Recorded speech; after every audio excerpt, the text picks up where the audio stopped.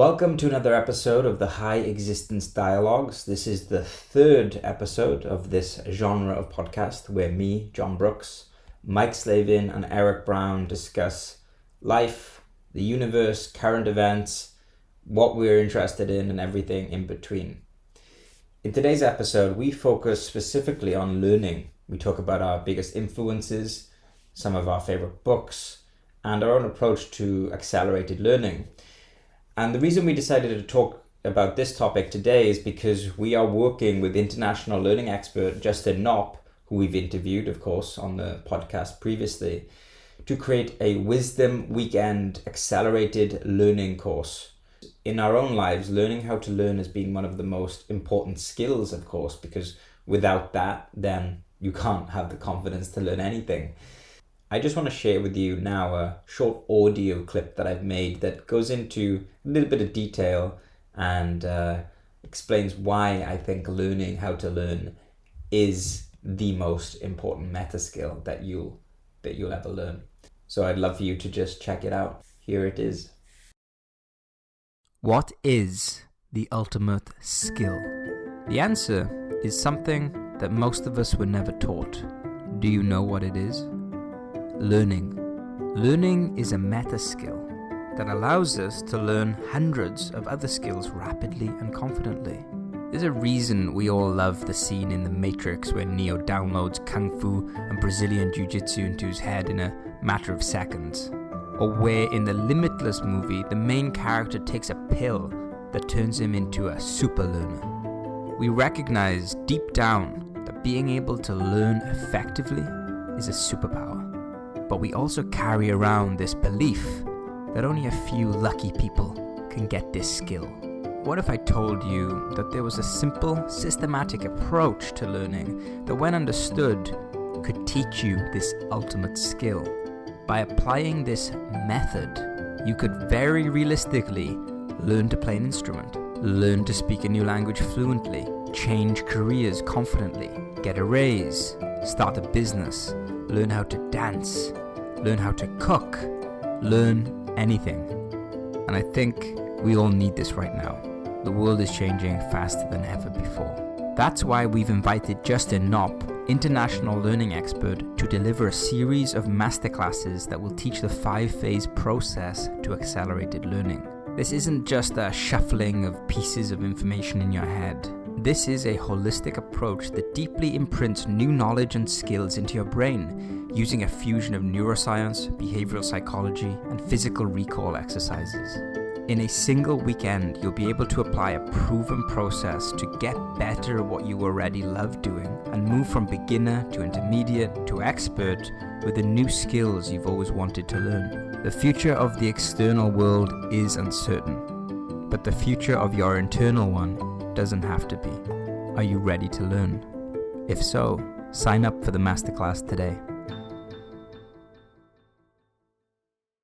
So as you can see, I'm very passionate about learning and I work with Justin personally. Justin is my coach. He teaches me how to learn faster when it comes to my Brazilian Jiu-Jitsu training, which is a very difficult skill. And he works with me on a one-on-one capacity and has done for a few months now since I interviewed him for the podcast. And we struck up the conversation. We're in quarantine, we're in lockdown right now. Why don't we put together a course that walks everyone through the exact psychological training patterns for learning rapidly that you've spent the last 2 decades mastering? Very quickly the idea formed, and here we are about to release very soon. We'll keep you updated, of course. But and another little note, me, Mike and Eric have just started YouTube channels. I've already had a lot of people like my video and comment and share it. And if you want to find out more about our individual YouTube channels, check out the show notes to this podcast and you can subscribe to us and keep up to date with us individually if there's one of us that you resonate with particularly. But anyway, let's just crack into today's episode. Really had fun making this. Enjoy.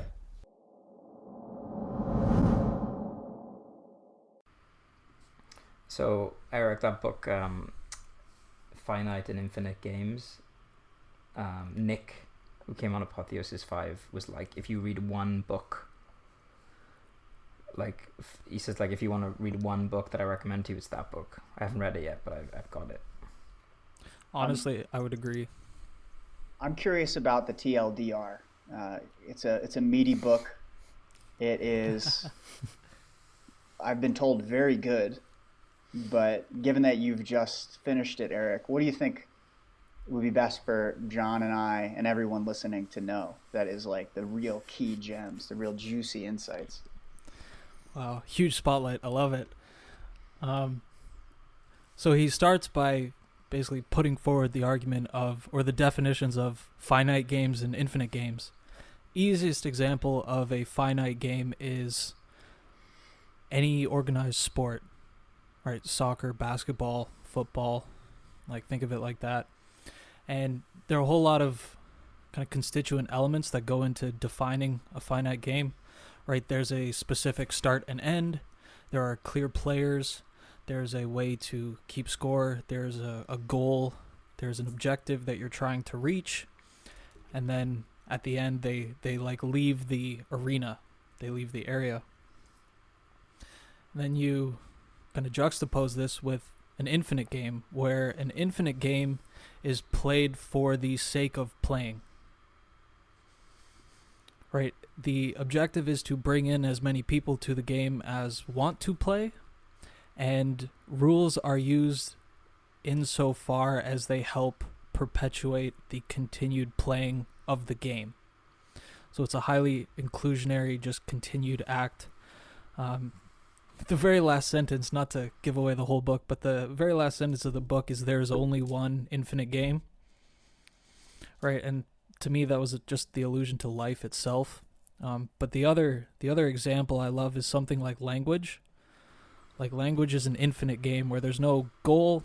The objective is just to get as many people to speak it, to keep it going for as long as it wants. You're not really trying to compete with anyone.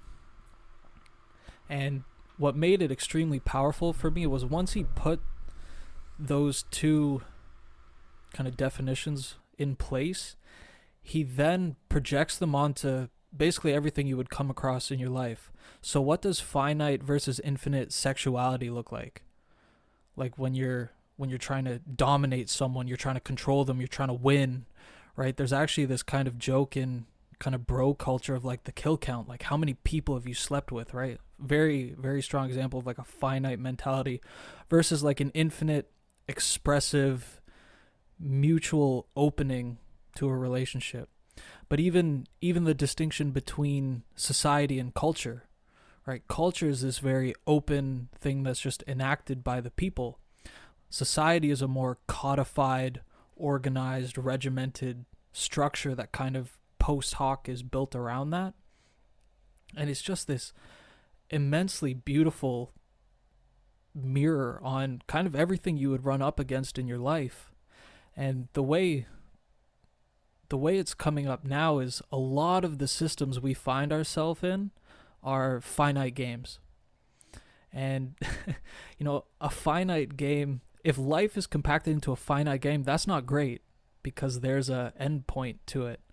And that's kind of what we're running up against now, right? A lot of our systems, right? The idea of a society that runs on infinite growth in a finite planet is really bad because you run out of the finite planet really quickly and the game stops. So where this comes up for a lot of people is, how do we actually transition life, culture, society, my own way of being, to steward, participate in, and evolve into an infinite game where we can actually perpetuate ourselves and bring in everyone to play the infinite game. And like you can have finite games within the infinite game, right? You can have individual soccer matches within the soccer league, right? But you can't do the opposite. You can't put an infinite game within a finite game. And honestly, that is a very, at least from me, it feels like a very shallow, like, yeah, kind of the TLDR, but honestly, the book, and it's not even that long. It's like 150 pages. but it is just a it's a masterpiece. Honestly, it's a work of art. Wow. I love that. That was really exciting to listen to you describe that. It started lighting up all of these different pieces for me that really feel meaningful and important. And just as like a meta note, as we continue to do these dialogues, we should, if any of us, if we read a book that we really love, just giving like the great, 5-minute version of it so that we get to share in that wisdom, but also, people who are listening, they might feel now intrigued to go out and buy the book and read it. For some reason, I thought it was much longer, but I think I may have been confusing it with the Master and His Emissary for some reason, which is thick. But also, I've been told is brilliant. I haven't gotten through it, but I love everything Ian McGilchrist says. But anyway, this book, Finite and Infinite Games, is it James Carse? Is that the author? Yeah. Cool. And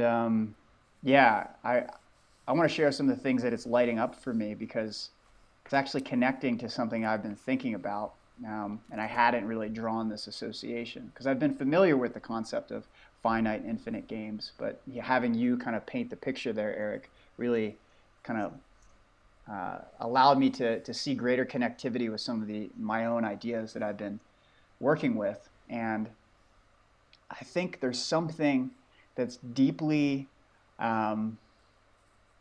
connected in getting to a place where life feels like an infinite game. You kind of have to cross this threshold of confronting your own mortality. There's something that feels just essential in that, because otherwise we're very, if we're afraid to look at our own, inevitable passing, it feels like it boxes people in to an acquisition mindset. It's sort of like short-sighted, where you're not really factoring in the fact that, you too will someday die. You kind of know it abstractly, but you're not living your life from that place. And so it feels, man, this would be really like fun to slice up and think about more, because I feel this like hazy notion kind of emerging in my mind.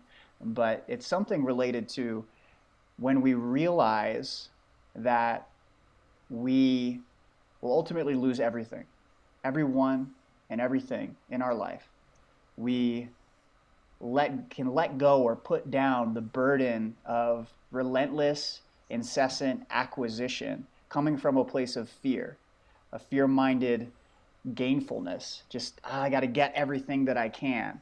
And things get flipped and inverted, and it's like it becomes more about the giving of what we have to give, and the almost dwelling within the infinite resource, the reservoir of creative potential or love or whatever that thing is within us all. Life being about the giving of that in order to shape trajectories, henceforth moving into the future, long before we've passed, recognizing we have shaping power on some of those outcomes right now, the tremendous significance of contemplating that we could help, shape the collective soul of the world through small choices that we make in our life today, based on impact, the way that we impact people and the way that we can help and give and all of these things. So that's just like, wow, what a gift to be able to show up and do that.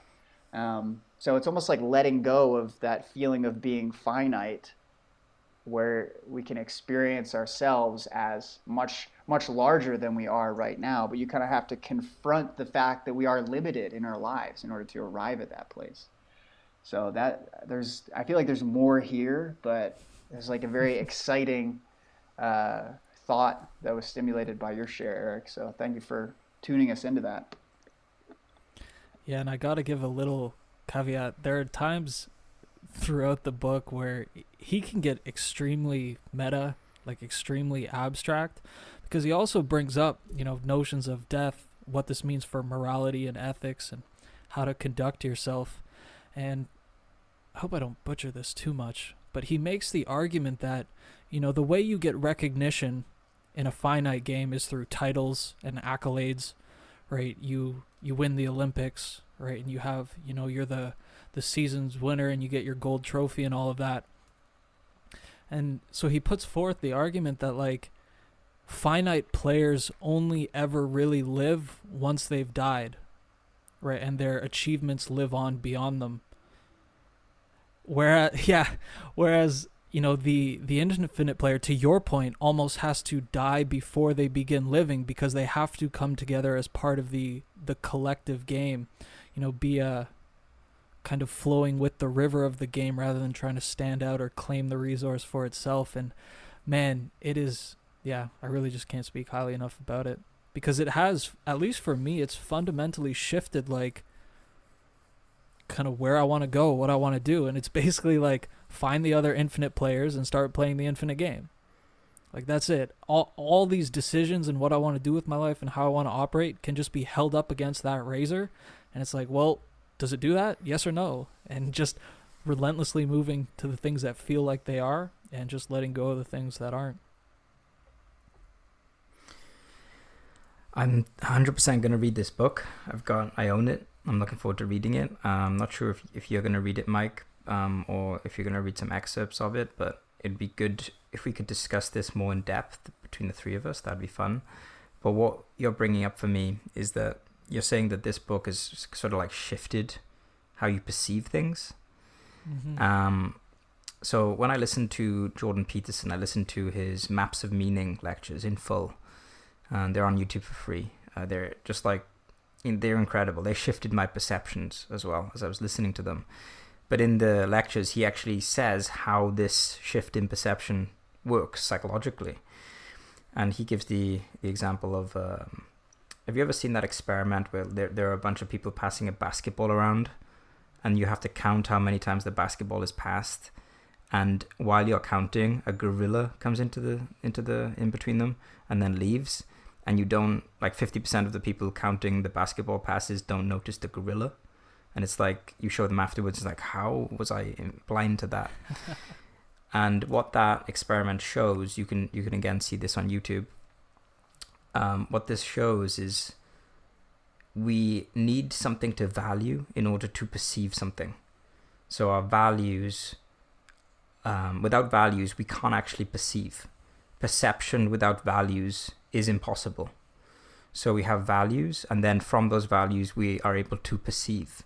So when you read a book that's transformational, what it does is it changes some of your values, which then opens up different ways of perceiving the world, which I think is kind of like a fun, cool way of like, oh, how did that happen? Oh, my values changed in such a way that now the invisible is visible only because I'm looking in that direction that I wasn't looking in before.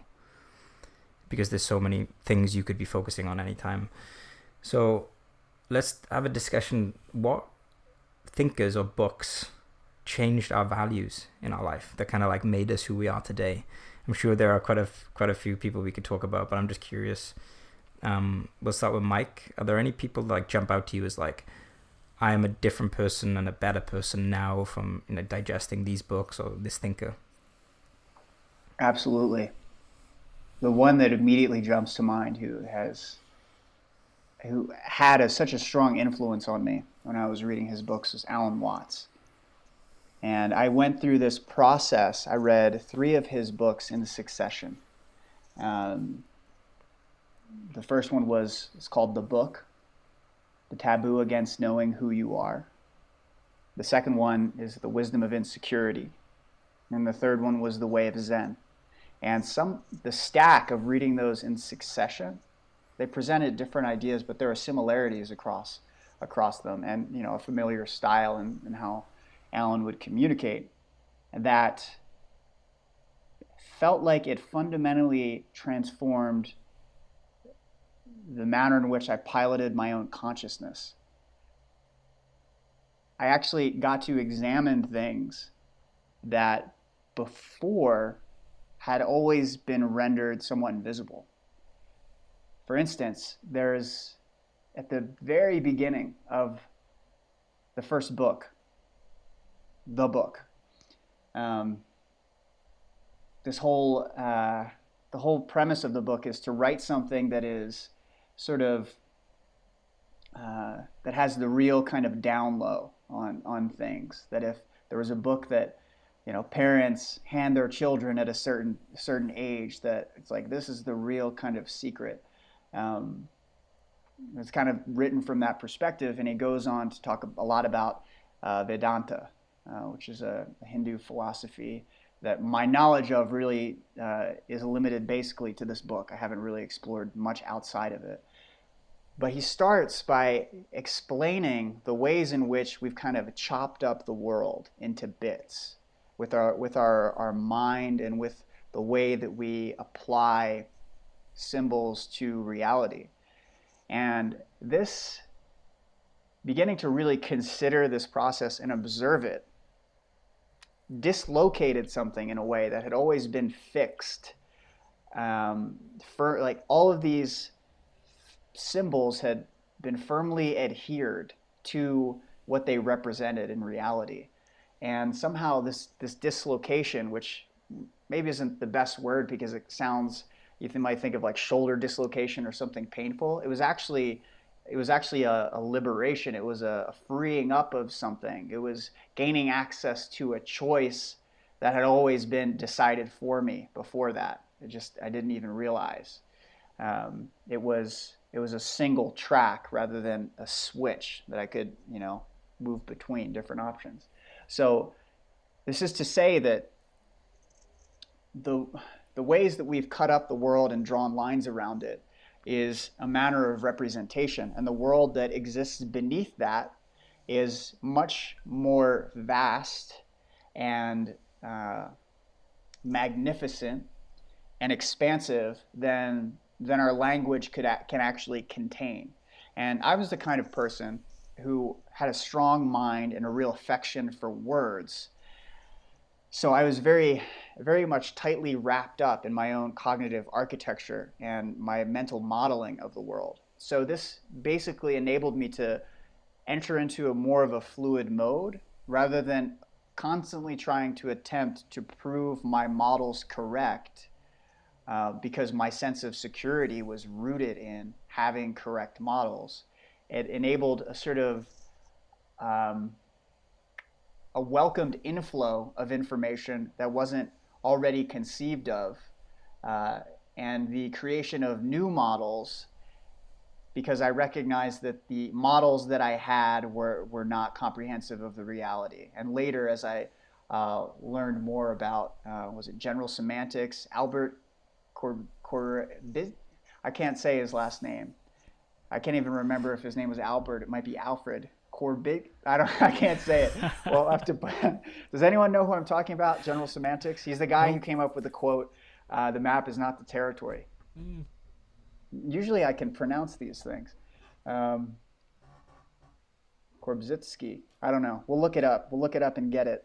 But you know, the map is not the territory. That whole kind of thing. So I could go on to talk about a number of things related to Alan Watts.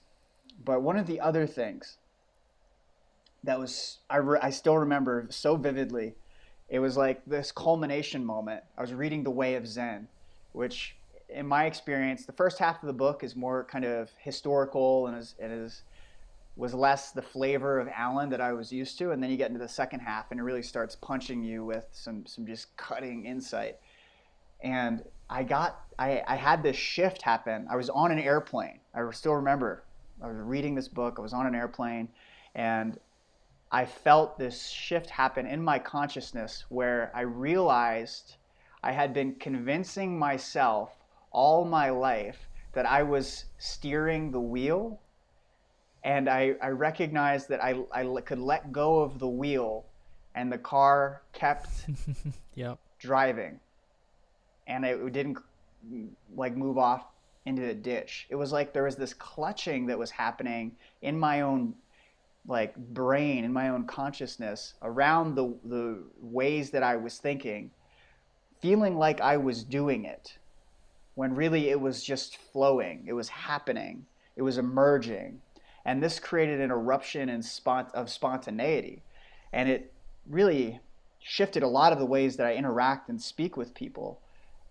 Because before that, there was a lot of basically processing what I was going to say before I said it. And now I can have a much deeper trust on what just falls out of my mouth, because I'm just seeing that happen in my brain all the time. It's just these words that are happening. One of the ways that he can bring this up is, I have a thought, but did I decide to have a thought? And if I did I decide to decide? Mm-hmm. And eventually you get to this place where it's like, no. And you just feel it feels like a fountain emerging. And then I can sit and feel more relaxed. And then there's a part of me that's teasing out relevance of what feels like is moving from the fountain. So I could go on and sing the praises of how much these books impacted me. But that's feels definitely sufficient for a start. Just a follow-up question on there before Yeah. I get Eric's input. For people who, so you've now obviously digested a lot more Alan Watts than you did at the beginning over the years. Where should someone start if they're not familiar with his work? What would be a good place for them to dive in?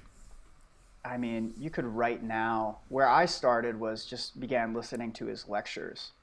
And then you kind of get the feel for his personality, which is, he has a really interesting way of displaying this information. He used to call himself a spiritual entertainer, because he didn't take himself too seriously. He would just get up on stage and begin just spelling things out, but was never considered himself a guru figure by any stretch.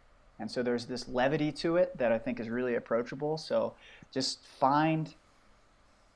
just go Google Alan Watts and listen to some of his lectures. Now, for books, I actually think The Wisdom of Insecurity is the most approachable. But it's really hard to say because I read that second. So I'm not really sure, people might have different experiences, but the book is very good, The Taboo Against Knowing Who You Are. But of the three, my favorite is The Wisdom of Insecurity. So if you had to choose one, maybe go for that, because it's beautiful. It's a beautiful book, and especially given the state of the world that we're in right now. And a lot of people are being thrust into the great unknown and having to swim with degrees of uncertainty that they are not accustomed to. I think the wisdom in it can be helpful for that, because it really is about dealing with and navigating uncertainty and beginning to see the degree to which uncertainty has been an ever-present part of our experience all along. We've only been fooling ourselves that it hasn't been. So, yeah, those are some of my suggestions. I know that he has, there are collected lectures by him on Audible. I've kind of added them to my list. 15 hours of his collected lectures on various things. So if you're an Audible user, that might be a good place to start. Yeah, great. So I'm more inspired to go back into Alan Watts. I've read The Way of Zen. That's the only thing I've read by him. That was on 30 Challenges to Enlightenment, the challenge. I read Cutting Through Spiritual Materialism, Nietzsche and Zen, and The Way of Zen in 30 days. And that was an amazing month, a very Zen month. But yeah, there's a lot more Alan Watts that I want to dive into. So I'm excited to do that. Cutting Through Spiritual Materialism, is that Chongyam Trungpa? Yeah. Mm-hmm. Yeah, there's a really interesting story about those two. Mm-hmm. I don't know the exacts of it, but Alan died. Apparently, Alan had quite an affection for alcohol, and I don't remember how that was related to his passing, but Chongyam was, I believe he's the founder of Shambhala Buddhism or something like that, and he felt that like Alan got stuck in a library, or like his soul got stuck in a library, and he ended up doing this ritual to kind of like exorcise him Yep. with a bunch of his students. We could probably find like a link to that actually tells the story, but interesting, always find it interesting when these people of of note interacted. There's also this book called The Harvard Psychedelic Experiment, where you can read about Tim Leary, Huston Smith, Allen Ginsberg, Alan Watts, like all of these guys during that era were hanging out with each other and doing psychedelics and writing and talking and having, like, they were culture makers that were in close proximity, which is really interesting to really, feel into that. They were influencing each other, all of that. So yeah, but anyway, I'm very curious, Eric, to hear what kind of books jump to mind for you. Yeah, shout out Alan Watts. I have consumed so many hours of lectures on YouTube. Like, honestly. I like the lectures too because he's an amazing orator, and his ability to hold a full circle thought for like half an hour, 45 minutes, and like just go on this whole journey and then loop it right back is actually like unparalleled. So yeah, huge shout out Alan Watts. And if you listen to a few of his lectures, you can begin to internalize his voice. And then as you read the book, you can read it to yourself as if he was saying it, which just is a treat. Yeah, so when John asked this question, I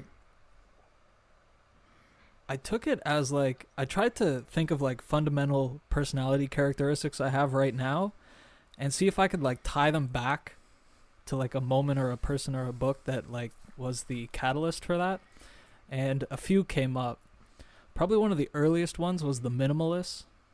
These are two dudes kind of spearheading the minimalist movement in North America. Over the years, it's become, I don't want to say watered down, but I think they've lost some of the core essence. But the introduction to minimalism as a way of being, not just like how few things do you have, but like cultivating the essentials in your life and like really just honing in on what is essential, was pivotal for me. Like literally, I struggled with anxiety and OCD going through school, like organizing my stuff. And the thing that really got me over that hump was getting rid of most of my stuff. Like actually just getting rid of it so that it wasn't there. Huge catalyst. And again, like the way my life and my physical world looks right now, definitely highly influenced by them. So yeah, just the Minimalists, JFM and Ryan Nicodemus, and their book, Everything That Remains. Amazing. One of the other big people who is continuing to shape me is a guy named Wu-Da, originally named Aaron Fisher. He was a LA American who kind of pieced over to Taiwan and became a Buddhist monk that stewards this lineage of Zen Buddhism called Cha Dao, or Tea as a Way of Life. I actually wrote an article on this called Tea as a Pathway to Enlightenment up on HighExistence, and that has been an essential kind of core practice for me, is using tea as a way to just give the mundane a lot of intention and attention and kind of this moving meditation rather than just seated cushion meditation. Extremely beneficial practice. So big shout out there. Honestly, Jordan Peterson, like unbelievably important. If anyone listened to the last group cast we did, the one on the mythological significance of global catastrophes, almost everything that I said in that I got and was introduced to from Jordan Peterson. Like a lot of the archetypes, the value of mythology overall, like honestly, a lot of the way I think now is more metaphorical and mythological rather than discrete specific events. And I could go on a whole rant as to why I think that's super valuable. You know, it allows for a lot of like horizontal thinking rather than just vertical. Oh my God. So yeah, huge shout out Jordan Peterson. And kind of indirectly from that, I actually haven't read a lot, but I am now deeply obsessed with Carl Jung. just his ideas of the self, the psyche, the archetypes, the collective unconscious. Like, again, so much of what I talk about now is stuff like masculine archetypes and shadow work and all of this stuff that found its origins and its birthplace with Jung. So yeah, those four easily have shaped damn near 80% of my life and my being right now. So I love the example you gave of like the OCD and the anxiety in high school, and how studying about minimalism literally helped you get over the hump of that. Mm-hmm. I'm curious, with the other thinkers that you mentioned, what have they done for you in your personal life? Oh, great. So an easy one, Jordan Peterson was the first person who ever made a structured enough argument that got me to see the value of like religious orientation and like what the actual value was. Because I was super atheist growing up, and then I kind of got apathetically agnostic, like whatever, I'm not going to argue with you. But he actually made the case as to why it's super useful, and I was like, okay, I'm in. And so that opened me up to myth and metaphor a lot more. I've talked with you guys a bunch about like the archetype of the phoenix, right? The dragon of chaos, like all these things that he first kind of introduced me to. And it is like an insight catalyst or a connection catalyst. Because if you're thinking only in certain lenses, like business economic lens, like personal cultural lens, like it can be difficult to see connections and draw insights from the two of those. But if you immediately have the frame, like, again, this global pandemic, it's like, oh, okay, the dragon of chaos has shown up. The unknown has emerged, and we're being like tasked to go fight this thing. And it's very scary, right? And immediately I can draw connections. It's like, okay, so this is how the economic system responds to the dragon of chaos. This is how the village responds to the dragon when it shows up. Mm-hmm. On a personal, cultural level, I can do that same thing where it's like, okay, we're being summoned to be heroes, right? And then you get the whole hero's journey archetype. And it's like, at least for me growing up, like I never would be able to draw all of those kind of connections and disparate ideas together if it wasn't for the unifying thread of the myth that they all could fall into, right? With HighExistence and with our retreats, we do a lot of deep personal transformation stuff, like identity level transformation. And it's like there's a lot of stuff that goes into that. Physical stuff, psychological stuff, trauma work, like a whole bunch. But when I can unite it under the theme of the phoenix of transformation, this great, beautiful thing that bursts into flames, burns down, and from the ashes is reborn, it's like, oh, this all makes sense. Like, that's why change is so uncomfortable, because you have to be the one to light yourself on fire, let the old person die, and have yourself be reborn from the building blocks that you created in the ashes. It's this unifying thread that just ties so many disparate ideas together that is just like unbelievably powerful. And just a quick little rant on the Cha Dao stuff, the Tia is a way of life. I've noticed a lot, and I've noticed it in people who come to some of the retreats, who go through their own deep experiences. A common theme that comes up is like, I need to be more intentional in my life. Like, I wish I just showed up for my life more and wasn't so distracted and stuff. Easy to say, extremely difficult to actually embody and make that a real practice. Like, it's super easy to be super intentional when you're like at a great event or something. You're at a festival and there's all this wondrous stuff going on. Yeah, okay, super easy to be present. Can you be present on your commute during breakfast? Or are you just on Twitter, right? And so actually using this extremely, extremely basic thing, like the making and drinking of tea, as a practice to build the muscle of intention and attention, like, has been extremely valuable. Because then it helps me just stay more present in conversation with people.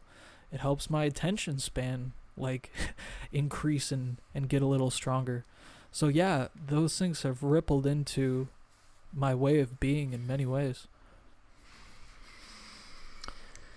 I love that. Jordan Peterson also, for me, has got to be right up there. Very, very transformational.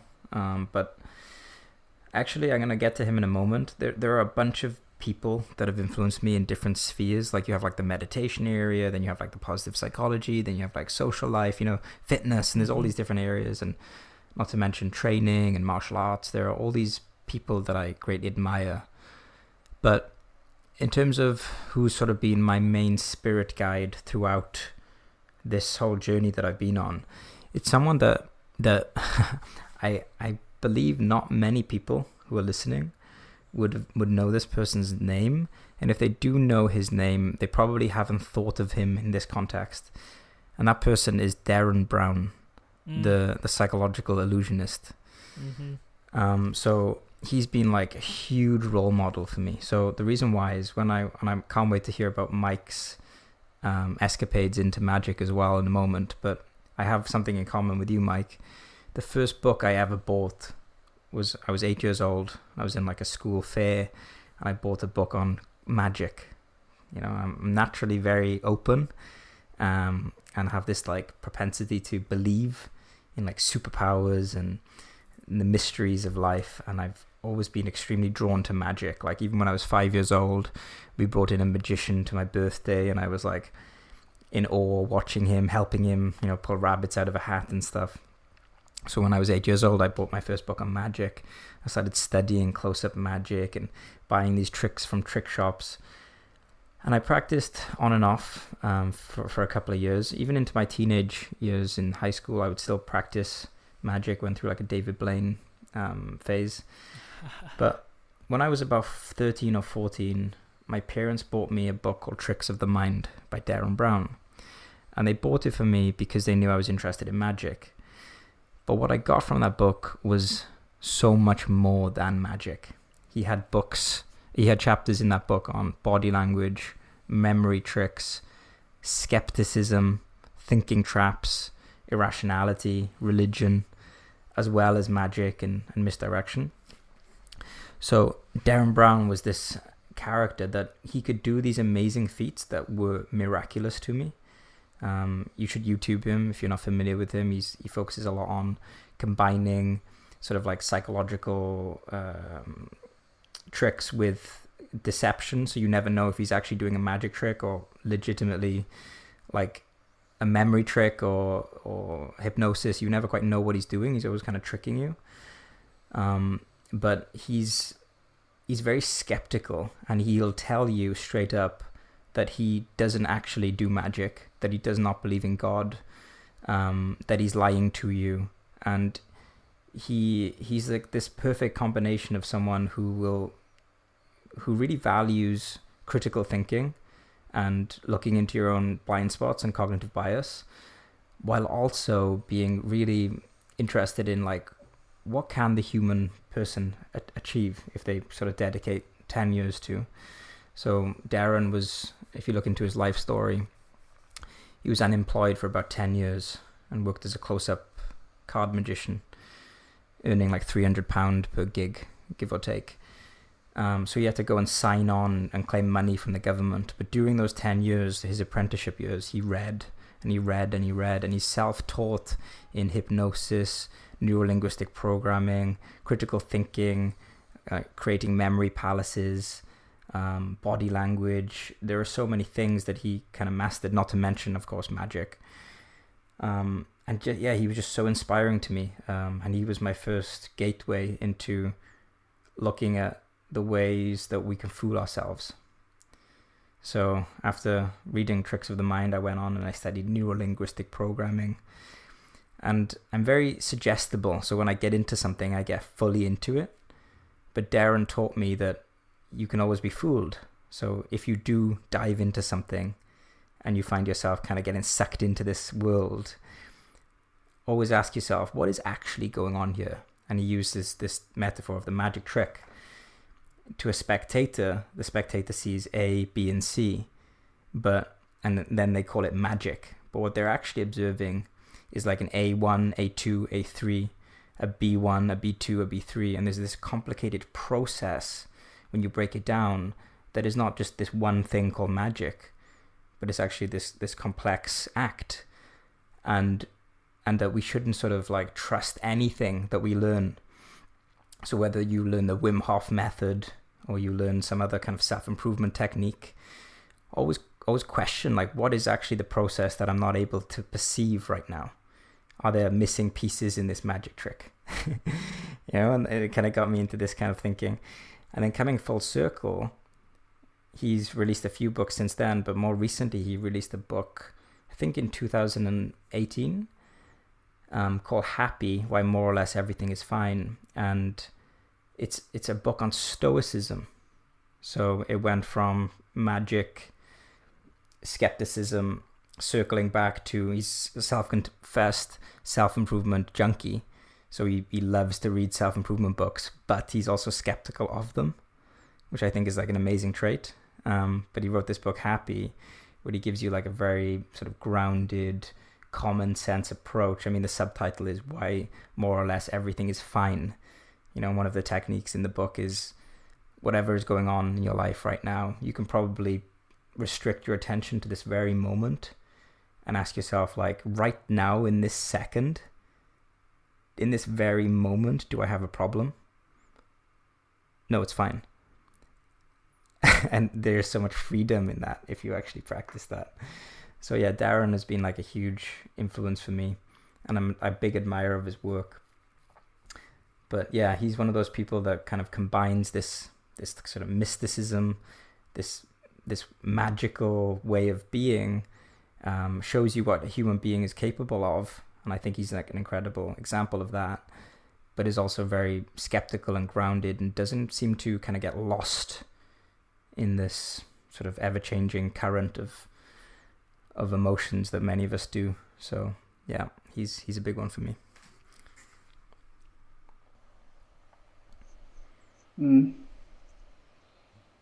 That's great. Yeah, Darren, hugely inspirational.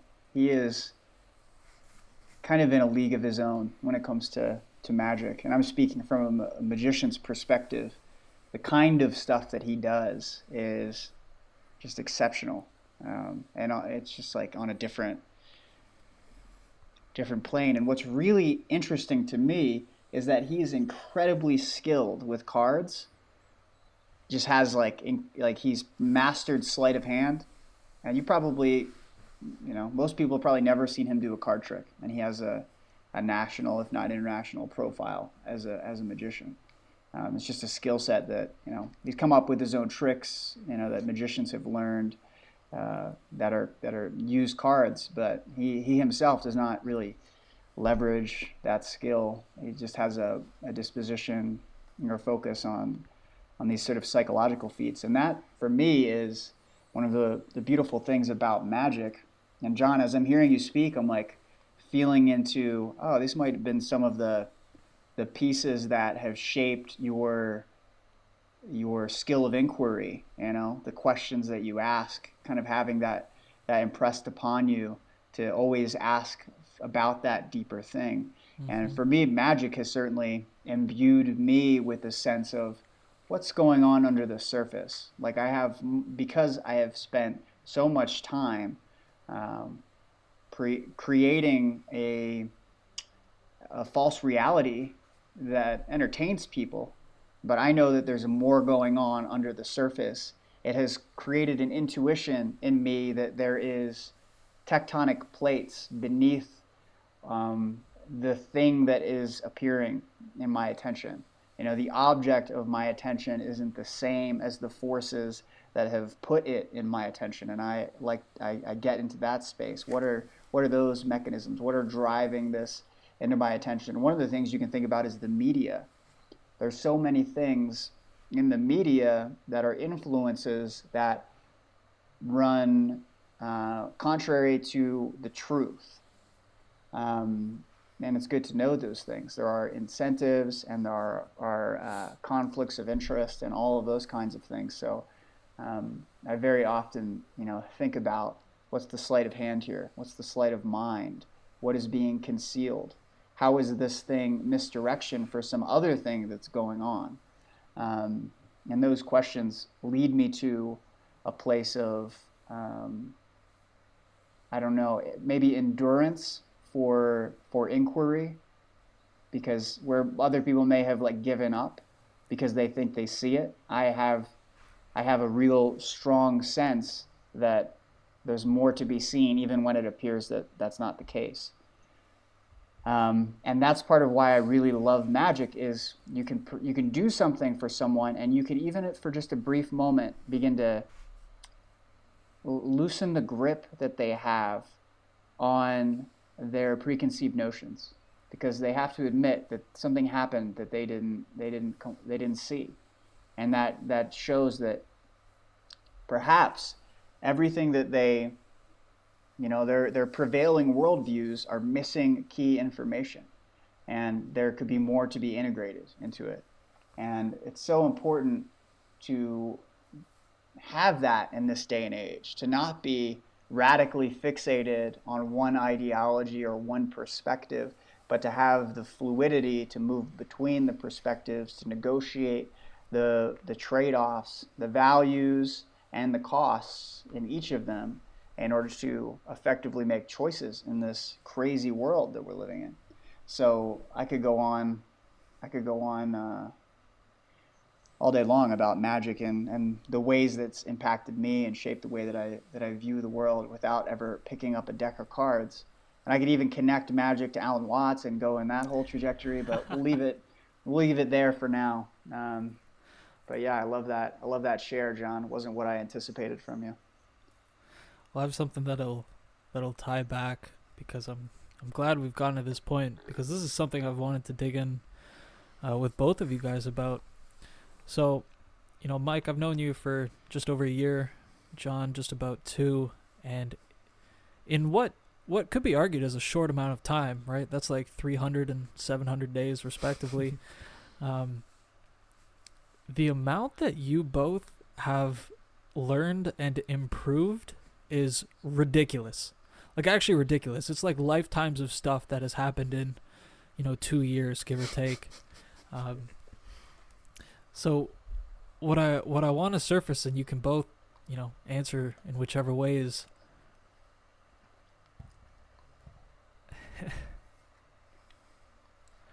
how do you learn? What do you do to learn something new? Because, you've both done this post-school, right? This is now adult life, where for many of us, we struggle. I've definitely struggled, like, learning something new if I'm not forced through school with it. So do you guys have, like, a framework you follow? Is it just intrinsic motivation? But where do you guys get the capacity to learn at such a rate? So, that's a good question. So I think that all learning, this is the cool thing about learning, it doesn't matter what you actually learn, like the subject, it all has like something in common. So whether you learn like a guitar, or learn Spanish, or learn a martial art, it all has these things in common. And the hardest part about learning is dealing with the emotions that come up as you learn. That's the hardest part. Mm-hmm. That's a huge component of learning. Why do people give up when they try to learn Spanish or guitar? They can't sit with the feelings of seeing that they're not progressing at a fast rate. They can't really dig in for the long term. They feel like they need something like right now. And it's counterintuitive, because paradoxically, if you can actually play the long game, you get the results much quicker. Mm-hmm.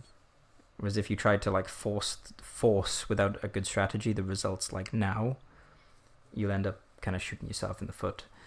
So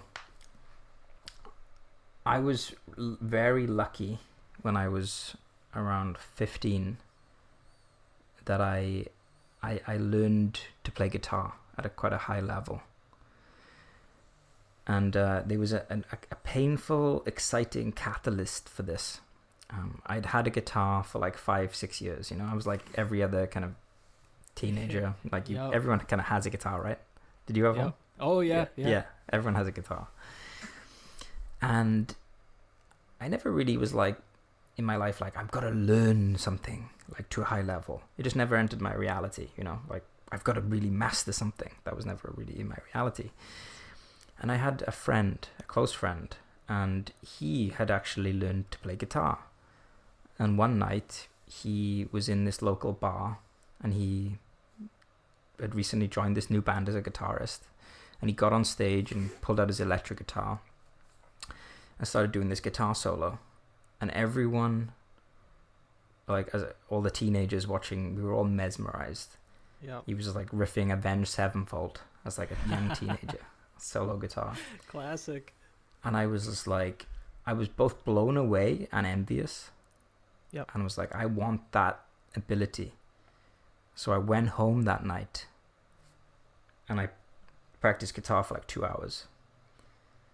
And I decided that I was going to learn how to master guitar. And so that's the first stage. You need to actually like want it.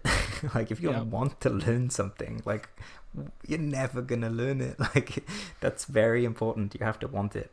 You can't just want the idea of I'd like to be the person who's learned something. You need to actually want it. And I really wanted to learn guitar. And I went like overnight I had this new desire. And when you learn to play guitar, first of all, your fingers hurt, because the strings. Calluses are brutal.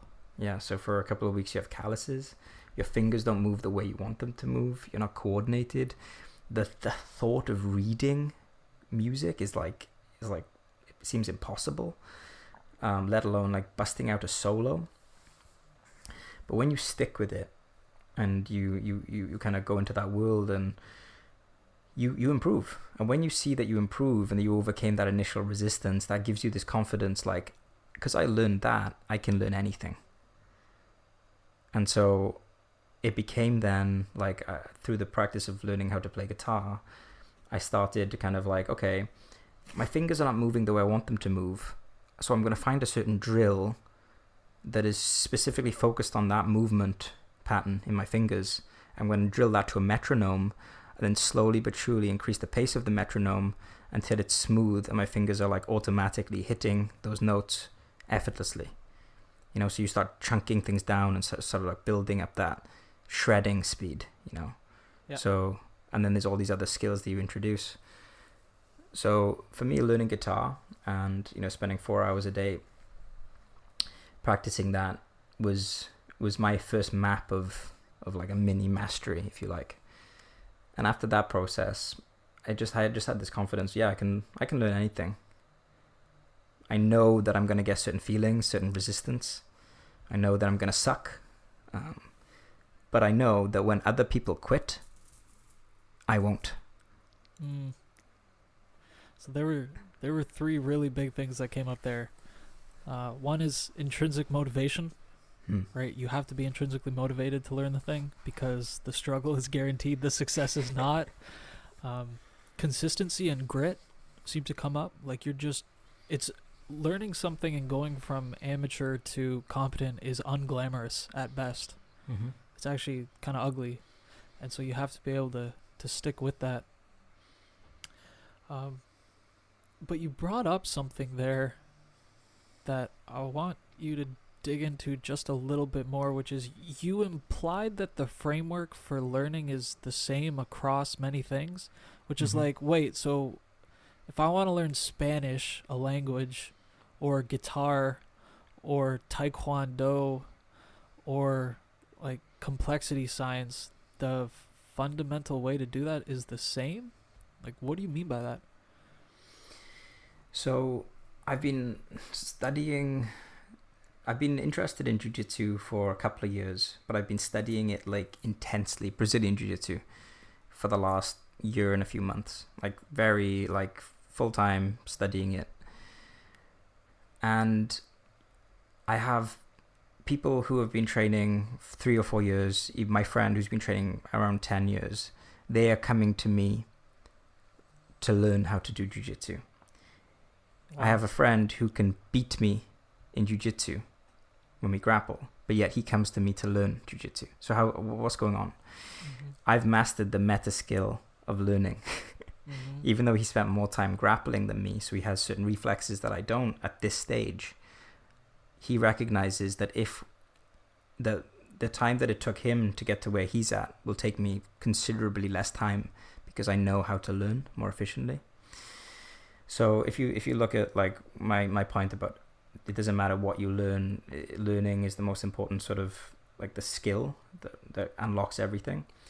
So if you take guitar, when you first sit down and you go to practice guitar, you learn other people's music. So you find people who are very good at something, and then you imitate them, and you kind of simulate what it's like to be high level by doing that.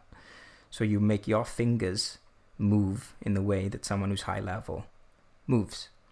When you learn jiu-jitsu, you learn techniques that are already established. Jiu-jitsu kind of is a made-up psychotechnology. It didn't really like exist like back in hunter-gatherer days. We had to kind of invent it. So all the techniques that you learn in jiu-jitsu, the same as all the scales you learn in guitar, are just things that have been shown to be effective, that you then, by high-level people, that you then learn. So you put your body into like into a simulated situation that has been proven to be effective, and then your brain starts to make these connections. So we drill in the same way that you drill a scale on a piano or on a guitar. You drill certain techniques in jiu-jitsu. So again, there's like this overlap. But more importantly, you have to be able to perform under stress. So if I could like talk you through a song, like, hey, you put your finger here, you put your finger there, you put your finger here. But what good is that is if I can't actually play it while singing at the same time? Like, that's music. It has to be automated. It has to be fluent. So I understood like all the steps that required me to go from sucking a guitar to being able to play a very fast solo without thinking about it. And I just used the same steps when it came to jiu-jitsu. It's like drill, realize that there's going to be boredom. Like I honestly believe that one's ability to endure boredom is directly correlated to one's ability to learn very fast. Like that's what separates the people who are successful at learning from the people who are not, is that one has a high tolerance for boredom and frustration. One has a high level of patience. You can learn much quicker because you don't get distracted and like sort of flee the scene. One of the most patient people of all time is Leonardo da Vinci. If you read his notebooks, he was constantly talking about the value of patience. When do we ever hear like patience is really important? Like if you want to be the best at something, you've got to learn to be patient. You never hear it, but it's so important. So yeah, there's a certain map when it comes to learning, and one needs to feel confident. I think that's the most important thing. If you feel full of doubt when you're learning something, as many people do in jiu-jitsu, they've been doing it a year and they don't know how to get better. I knew how to get better from like the first day. I was like, I'm not very good, but I know how to be good. Yep. And that confidence, and that's why I think like learning how to learn is such an important thing, because it gives you that confidence. You know where you're going. You realize I'm not that good now, but you're not thinking, am I going to be good in 5 years? You just know I'm going to be amazing in 5 years because I know how to learn. Yeah, and this is also called the Roger Bannister effect. Roger Bannister being the first person to run a 4-minute mile. And like once someone knew that it was possible, that record was broken subsequently like a bunch of times. But it took particularly with things like music, language, physical skills, like it's possible. You can go on YouTube and watch people do it, and even that just sets it's possible. There is just a path to getting there. And I love this term, the meta skill. Right, learning is like the skill of acquiring skills. And a lot, I don't know, going through school my whole life, that frame was never even like presented to me. It was like, oh, there's actually an art and science and skill to learning things. And there are frameworks and formats and stuff that you can use, which is amazingly, amazingly valuable. And to be honest, I'm actually surprised that you didn't bring up Leonardo da Vinci as the person who has shaped you a lot. We've had a lot of conversations about the reinvigoration of the Renaissance man and how big he's been. So shout out Leonardo da Vinci. I want to flip this. Darren is a Renaissance man too, though. Ooh, living one. Well said. But yeah, good point. All right, Mike. So for me personally, when we first met, magic is this ambiguous thing for me where it was like, can you actually learn that? Isn't that just something like you snap your fingers and the rabbit comes out and I don't know, it's literally magic. So I'd love to hear a bit on how do you do the act of learning magic, but you can also take your framework and just say what you want to say for anything else, because you also have deep knowledge in digital marketing. Just even your skill of holding complexity, I think, has been learned and trained in you. So I'm interested to see where you're at with all of this. All right, let's do a little story time. So I was maybe third grade, and up until this point in time, I was very good at school. My parents praised me. I got a lot of validation from the school system. And then they started doing this thing where they were going to test kids to see if they were gifted to go on some kind of like special track. And I went through all of this testing, and I still remember they had my parents, we were sitting in there and they were telling us the results, and they told me I was bright but not gifted. Mm. And at that moment, that kind of like basically destroyed my faith in the education system. Thankfully, I didn't believe them,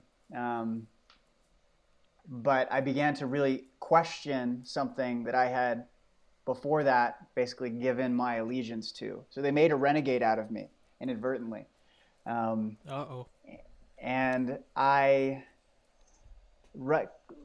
coincident with that, right around the same time, my dad brings home our first computer. And I now have access to the internet, and I can do my own research and follow the path of my own interests.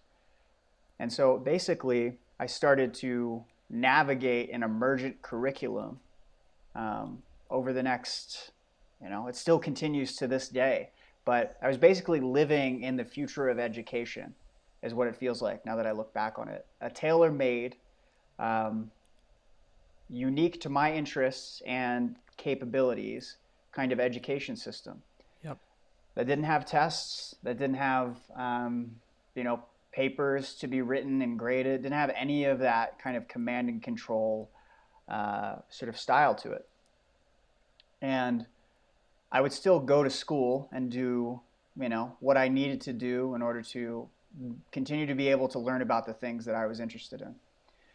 And I mean, everything that I learned going about it my way and exploring the things that I was interested in, from web design to writing. I mean, I remember with web design, I taught myself, the moment I realized I could type some code into a notepad document and save it with .html, and then click on it and it became a web page, I was astounded. Yeah, and so I learned a bunch of stuff related to that. And later on, I got into WordPress and all of these other kinds of things. Didn't really become robust with coding, but I learned enough of the skill set that I needed to actually create value for myself and for others. There was writing. I joined writing groups online where we would tell it would be like collaborative storytelling, where I would share a piece and then someone would build off of that, and henceforth, writing is a skill that I use very frequently. Video editing, magic, all of these kinds of things. Were things that I was just genuinely interested in and nurtured on my own. And I still remember I think it was 6th grade, and we did a project, and I decided to do a video, and I downloaded this, it was actually about the Hitler Youth of all things. but I downloaded all of these video files, and this was, before widespread video streaming. I had to like download archived like videos of the Nazis using LimeWire or something like that. Oh, And man.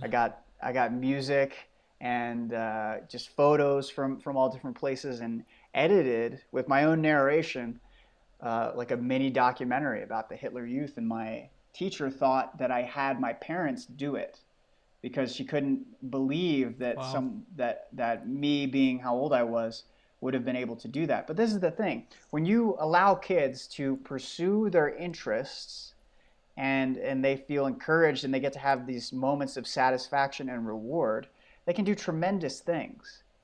Um, Maybe the sacred cow that I'm going to assassinate on this session is the modern education system, which is just atrociously flawed. It is utterly just so short-sighted, and is basically a factory model, pumping kids through it to fit an economic service, not an actual, not the things that might be best for them and their own humanity and for this world. So there's so many things that I could say about sort of the modern education system, which desperately need changing. And if you are someone listening, and if you're listening to this, then it's probably true that you made it out without your desire to learn and desire to explore things. You made it out with that intact. Not everyone does. Some Yep. people leave the education system and think that they don't like learning, and that's because they've never actually been given the opportunities to learn. They've been given opportunities to regurgitate information. Yeah. And it's like, it feels like the things that I was processing and the things that I was learning was like getting a tattoo. It was like something that was going to stay with me for my life, because it meant something to me. It was important. And this other stuff was like it was like just getting food, where you just eat it and then it's gone. It's like, so how much stuff did you learn in high school that you can't remember because it was something that you didn't have interest in, and the only reason that you put it in your brain was so that you could get some kind of grade, some sort of external metric. So much stuff. There's so much stuff like that. Yep. So, I mean, that's why this intrinsic motivation is so important. There's this great book called Drive by Daniel Pink, and in it he expounds on what's called self-determination theory. Uses slightly different words than they use in those studies, but it's basically, autonomy, mastery, and purpose. Yep. If you have those three things related to something you're interested in, I mean, you're set. Like there's this natural reward, this feedback loop that comes from being able to decide that it's something that you want to do, feel yourself improve over time, and feel like it's useful for your life or for the lives of others. That's really powerful. So yeah, I mean, a lot of my learning has been not very I haven't had very much like a process. And it may be an intuitive process that I just have a knack for, but it's a lot of it's just brute force enthusiasm. Like I have an interest, and I've cultivated a confidence over time that I want others to develop as well. And I think we have ways of beginning to support people in that. But when you begin to feel that confidence that I can learn this, changes your life, because now all of a sudden you're adaptable. You can learn things like, how Neo downloaded Kung Fu in the Matrix, maybe not at that speed, but you can download things into your being that then make you more effective and capable and valuable out in the world. And that's so vital for a person to know. If they know that they can do that, oh my God, like the sky is the limit. There's so much latent potential living in human beings that is just not being fully exercised. And my hope is that in the space of this crisis that we're amidst right now, there is this like melting down of the old ways of thinking. The momentum of life has been put on pause for a time, and that can create space to author a new identity to some degree. There are things you can begin to pick up and learn that can change your life.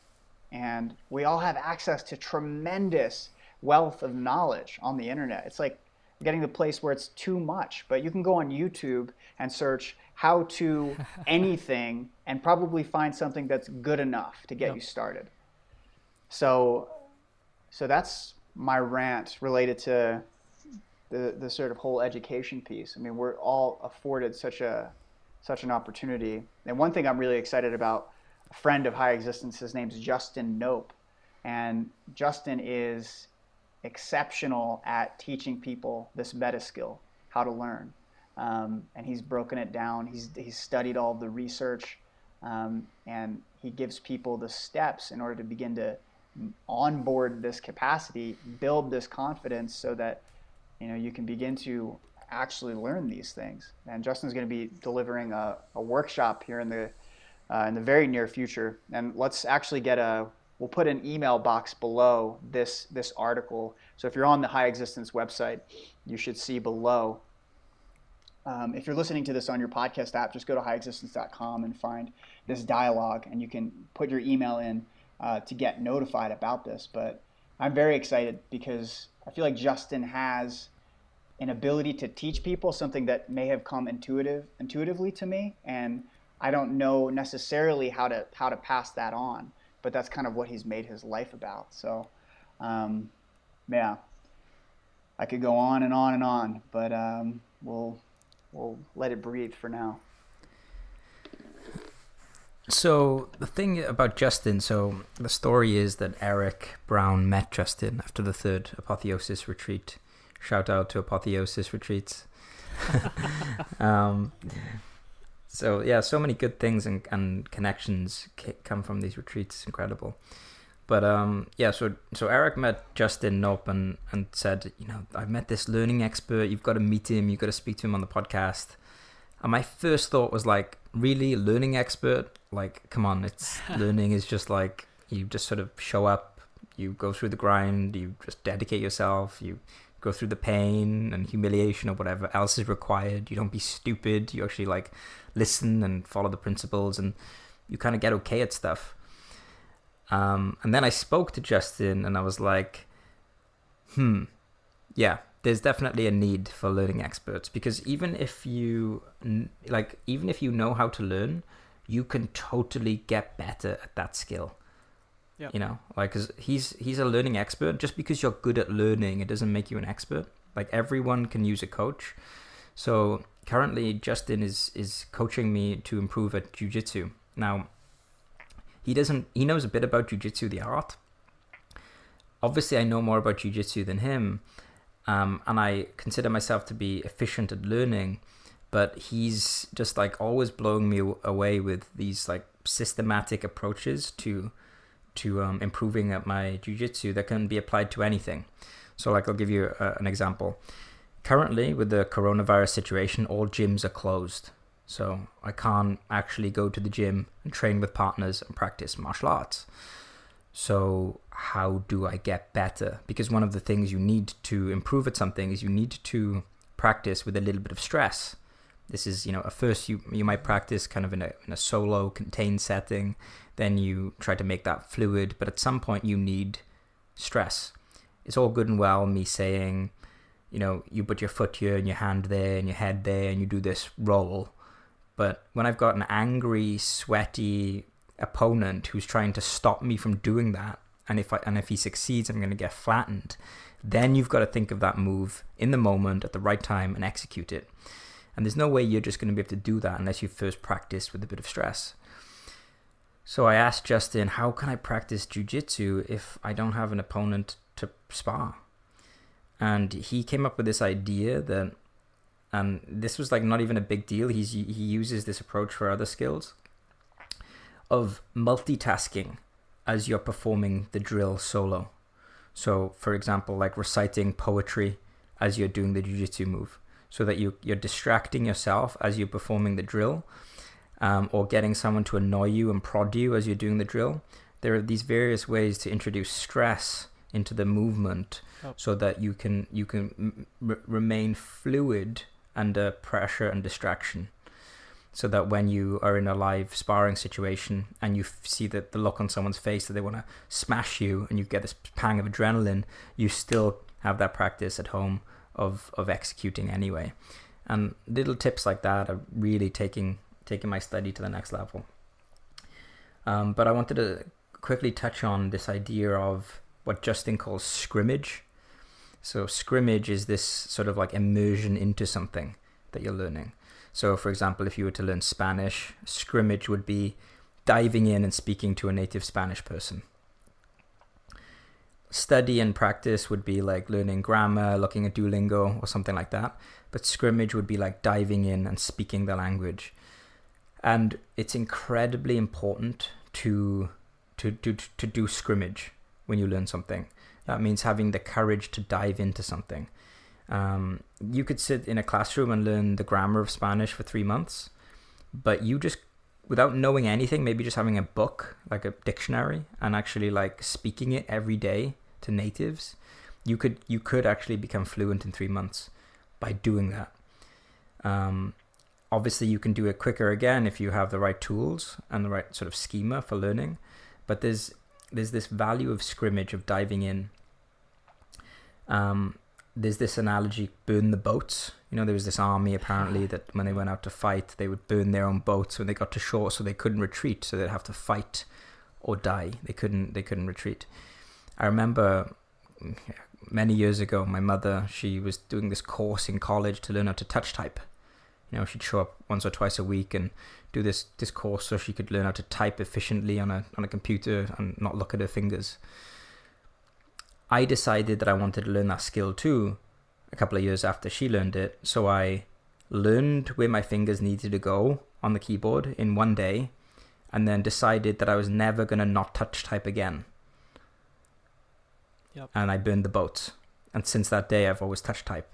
I don't look at my fingers anymore. So I was able to learn how to touch type in a day, whereas it took my mother like months following this sort of course, because she never dove in and burned the boats. She never just had the confidence, or that she wasn't taught that, to just learn the basics and then don't retreat, stick with it regardless.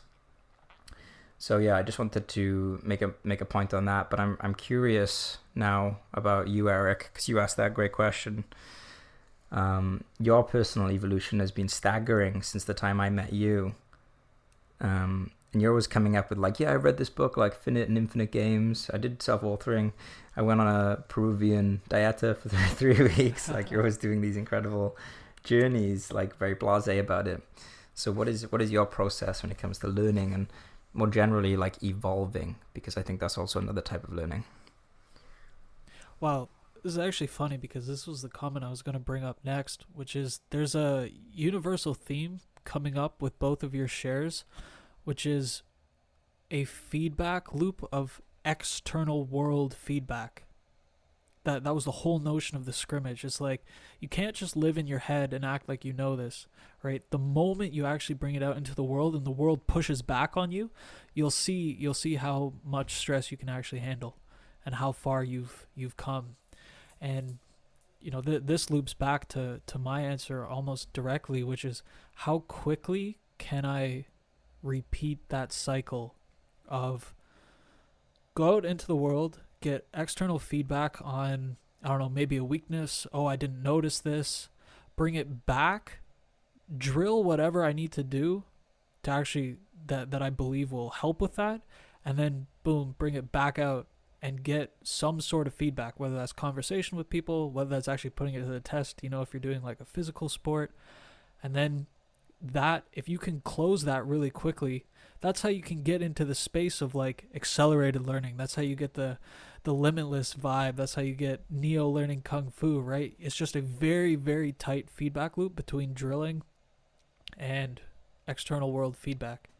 And so, like for me, the personal evolution loop has been every couple of months, I go on one of these retreats. I finally see the High Existence team again. A bunch of stuff comes up.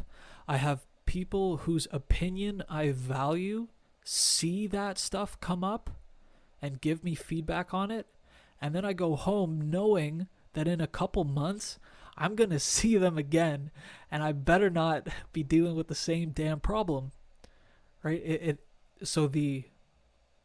There's a positive social pressure, a eustress, right? A beneficial stress that comes from that, where it's like, damn, I really want to show up and I want to run fast. I want to run fast with these guys. But it was just ridiculously closing that loop as quickly as I can. So the most tangible example I have of this is assertiveness, being clear and direct and like grounded in when I speak and when I make requests. At the beginning, there was almost none of that, and that was feedback that was continually coming back to me. Look, be more assertive. If you have an idea, share it, right? It's not obvious to everyone else. You actually have to like bring this up. Don't assume, right? That actually came up like 2 retreats in a row, and it was like, damn, like I'm still not there. So it's like, okay, cool. This is clearly one of the areas that need focus. Came back, I started with shadow work exercises. Like for me, there was a resistance to be assertive because I always viewed assertiveness as A, stupid, B, just an ego game because people just wanted to hear themselves talk and added very little. And so I never even saw the value in it. And so when I noticed it come up in myself, I'd be like, oh, I don't want to see that because only people I don't appreciate do that. And so that's the classic thing of it being shoved in your shadow. So literally just drilling it, like journaling, like, okay, I literally put assertiveness at the top of the page. And I was like, I have to write multiple pages on why this is valuable, why this is important in life. And like, it was difficult at first, but then it was like, oh, there's definitely a case, and you can go to extremes to begin with. If a robber jumps into my room right now, like I'm definitely not just going to sit there. Right? So, okay, there's one case. Is there more? And then embodying that. And then even just, all right, so maybe I don't want to take on the scrimmage of like going up against the 600-pound sumo, right? So how can I start something my level? Well, it's like, okay, if my friends we're kicking it and we're trying to decide where to eat, instead of just being like, yeah, whatever, man, I'm going to be like, no, I want to go here. Like, boom, like right there. And like small things. But then what happens is that you see that none of you, none of my friends were like, oh, you're an asshole. Like, no, don't say it like that. And you're like, oh, okay, assertiveness is actually okay. And actually in that case, it's beneficial because you don't waste the 20 minutes of bullshit trying to figure out where to eat. And then it's like, oh, okay. And so cool. Now you're closing this loop of like external feedback, continue to drill, external feedback, continue to drill. And so both, personal evolution is kind of learning about yourself, right? It is learning embodied. It's like embodied learning, basically. And so, yeah, for both just learning skills and just growing as a person, it's how quickly can you cycle through that feedback loop. And there was a quote that was coming up for me when you guys were sharing, which is, knowledge is just a rumor until it lives in the muscle. And that is just super powerful for me because it's like, yeah, you can think all you want. You can think you're the strongest person in the whole world. But until you actually get in the wrestling ring and see what your body can do, like, it means nothing. It's just a rumor. And so what was coming up in both John's share and in Mike's share about the kind of the maybe present inadequacies or inefficiency of the educational system is that there is actually both effective or more effective ways to learn. And if there is, that also backpacks in and implies the possibility of accelerated learning, right? If I'm doing something more effectively than normal, I'll move faster at it. And there's both like potential and pitfalls to that. But I would love if you guys can speak to like where do you stand on accelerated learning? Like the whole downloads thing. Like, can you actually move really quick? How quickly can you get to competency or mastery in something? Mm-hmm. I want to I want to answer that question, but there are a few things that have jumped to mind hearing you speak that feel really relevant that I want to speak to so I don't forget. But particularly to really like dial in on assertiveness for a moment, what I notice here, this is an interesting pattern that probably happens all over the place in different kinds of contexts, but it's basically conflating um, two spectrums where it feels like there are values in competition with one another when really they're two separate spectrums. So what do I mean by that? That sounds kind of abstract. So consider when you're saying, Eric, let's go here. Someone would avoid saying that because they don't want to appear controlling or they don't want to be too domineering. Mm-hmm. Those kinds of things. There's negative associations with that kind of disposition. But as you accurately pointed out, there's actually a service to the group because you saved a lot of time. You at the very least put a marker down to begin the conversation. Even if they didn't go there, you're not dancing in ambivalence. You're making a case. Now, so what some people don't realize is that kind of strength actually isn't in contradiction with warmth. They're separate. So you can be assertive and loving. Yeah. And you can be the opposite. You can be callous and you can be weak. So really it's like thinking about warm and cold, and in terms of your disposition towards people, and strength and weakness towards how you are active. You know, a lot of times people conceive of these things kind of in opposition to one another, but you can be both warm and strong. You can get to have both, and they're actually more powerful combined. If you have someone who feels really warm but they're unable to be strong, you can't really trust in that warmth. It could be fickle, or it could be swayed away. So there's this real value in combining those things. But not to go too far off on that tangent. Yeah, I think absolutely you can accelerate learning, especially if your standard is modern education system and that kind and style of learning.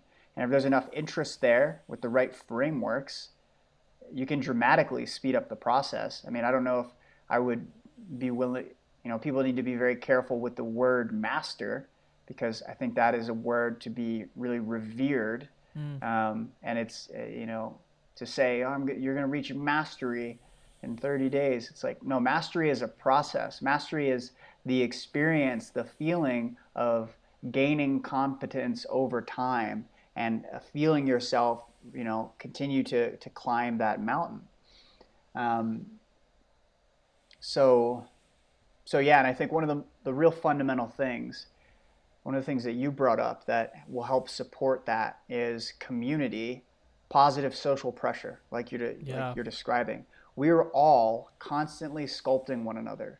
We're shaping our identities, what we believe is we're capable of, what's possible for us. So to be surrounded by people who have your best interests at heart and want to support you and realizing your dreams with both warmth and strength, then that can be a huge accelerant than just trying to do it on your own. And the other piece is the fuel source that you're drawing from. And we've already kind of touched on this, but I had this personal motto that came to me many years ago, that is craft over status, art over praise. And it is a disposition that puts things in their proper place. If you're trying to learn something purely for the status that you will incur, or purely for the praise, so that people will say nice things about you, those things are nice, but they're byproducts. They're byproducts of the real thing, which is an actual desire and yearning to learn the thing itself, not just what the thing will get you. And so I think that's a useful kind of thing to keep in mind, because I remember with magic, it took me a long time before I performed for anyone, and now I get a lot of joy out of seeing people, astonished with a fun trick. But that process of actually getting to the place where I could perform, man, there's a whole story here, because you could, when the pressure's off and you're just practicing in front of a mirror, that's one thing. But now you have people in front of you and you're trying to say the right things to conduct the trick properly, and your hands are starting to shake, which adds a whole layer of difficulty to the sleights you thought you had mastered. It's like so interesting when you bring it out of the practice environment into the real world. But that was a whole confidence building process as well. So I'll let Jon jump in and tackle some of that question about accelerated learning, because I think it's a really interesting inquiry. I too have done some work on assertiveness, and we actually did an interview on this podcast with the author of Not Nice, which is the best book on assertiveness that I've ever read. Dr. Aziz is his name, so we'll link to that in the show notes. And I just want to suggest this as well while we're talking. I think the three of us can each contribute in the article that accompanies this podcast, like a few of the books, and like give some links on the thinkers that have influenced us the most.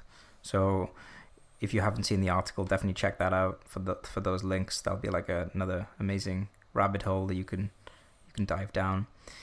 So on the principle of on the topic of accelerated learning, there are really two fundamental elements to learning fast. The first one is obviously time spent.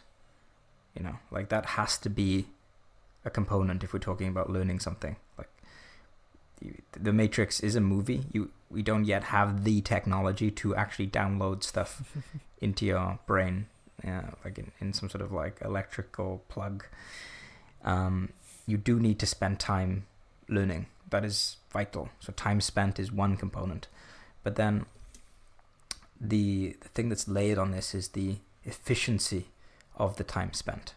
Yep. So accelerated learning is time spent plus highly efficient time spent. So it's accelerated learning is very, very efficient time spent on study. So if you break down, first of all, the time spent thing, it sounds at first kind of simple, like, okay, so it's just time spent, that's important. But here's the thing. How excited were you in school to spend time learning the things that they taught you in class? Like, you need to be excited, you need to enjoy, you need to be passionate to, like, yeah, like zero, right? Like, to actually want to spend the time. So that's why a lot of people are getting so much of their education from podcasts and YouTube now, and self-learning, is because they're finding teachers that are actually entertaining, like Alan Watts, like spiritual entertainer. Like, if you're going to learn from someone like Alan Watts, is easy to spend time learning from. You're going to say something, Mike?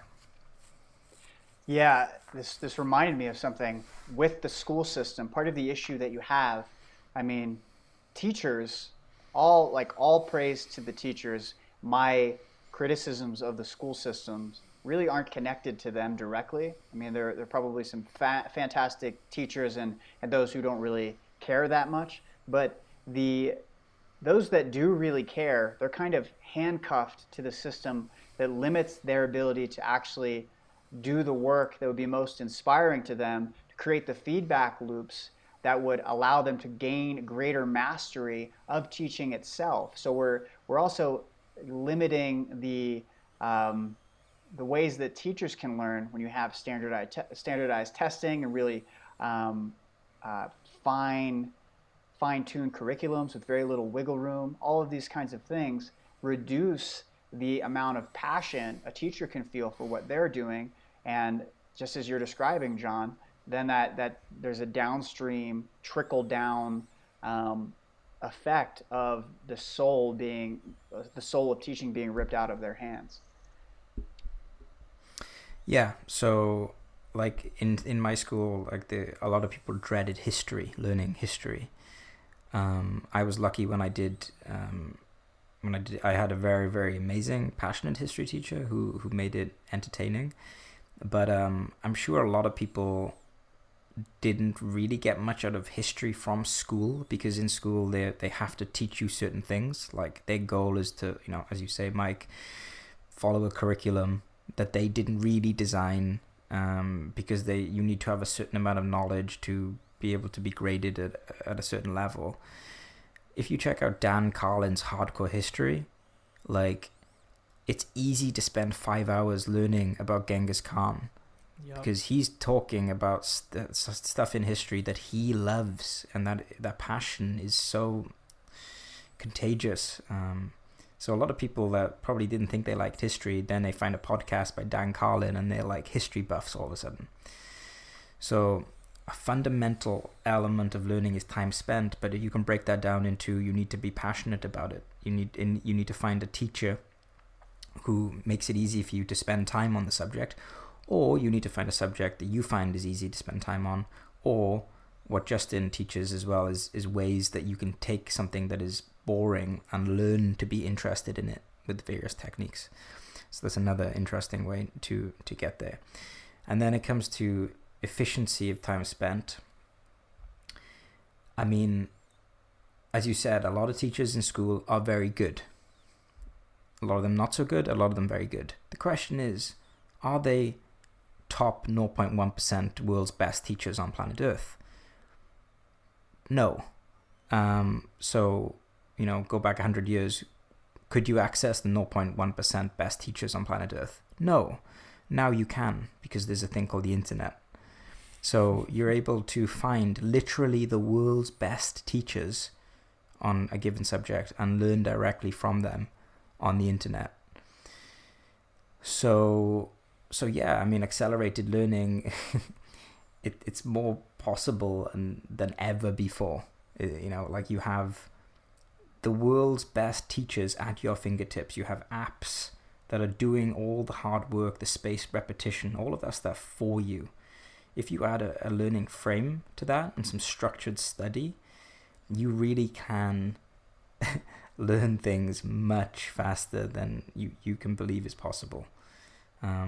There are, if you want to, like, something that inspired me, there's a martial artist, a Brazilian jiu-jitsu guy called Gordon Ryan, and his teacher John Danaher was interviewed on Joe Rogan. It's an amazing interview, and John Danaher is like the greatest living mind when it comes to grappling. He's the greatest coach in the world, and he taught his student Gordon Ryan to become the best in the world in 5 years. It takes some people 15 years just to get a black belt. He taught his student Gordon Ryan how to beat people that have been training longer than he's been alive. How? Through learning systems. Mm-hmm. Through learning systems. And accelerated learning is 100% possible. It's there. You can tap into it if you have the right approach. So we're not quite at the Matrix level, but I mean, you can't complain. We're not like super far off. So yeah, and how relevant of a time period. Not only can you learn things quickly, or maybe more quickly than you've been led to believe or what you've experienced in the past, but it's super relevant for the place that we're in today. To learn new skills and to feel confident in your ability to do so is super relevant for the liminal moment that we're living in, and the kinds of tools you might want to acquire in order to help better support your family, or to have greater emotional resilience, or to just have a greater strength and independence within yourself. It's really that time, and we have the resources that we need. So and I think it might be close to, I'm not sure what you guys think, but around time to wrap up here shortly. But I wanted to really take a step back and just have gratitude for the fact that the three of us are able to have a kind of conversation like this about things that we're very interested in, and feeling very grateful for that. when there are people right now who are in hospital beds having a very difficult time, and some of those people aren't going to survive. And my heart goes out to them and their families, and I just have such gratitude for the people, the heroes on the front lines who are working to support and help these people heal from this illness. So obviously, at the time of recording this, we're in the midst of the pandemic. So I just wanted to bring that up and voice that I'm grateful that I am in the position to be able to talk about these things, peripherally related, if you could say that, to what's going on. But just have gratitude for my health. If you're listening, you're in good health and your family's in good health, I think that's worth a moment to be grateful for.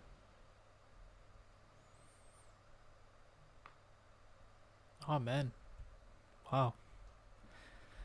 Yeah, what this brings up is looping all the way back to when you brought up self-determination theory, right? Autonomy, mastery, and purpose, are a blueprint in some way for cultivating sovereignty, which can, lead to resiliency, anti-fragility, and a great thing for a populace to have during something like this.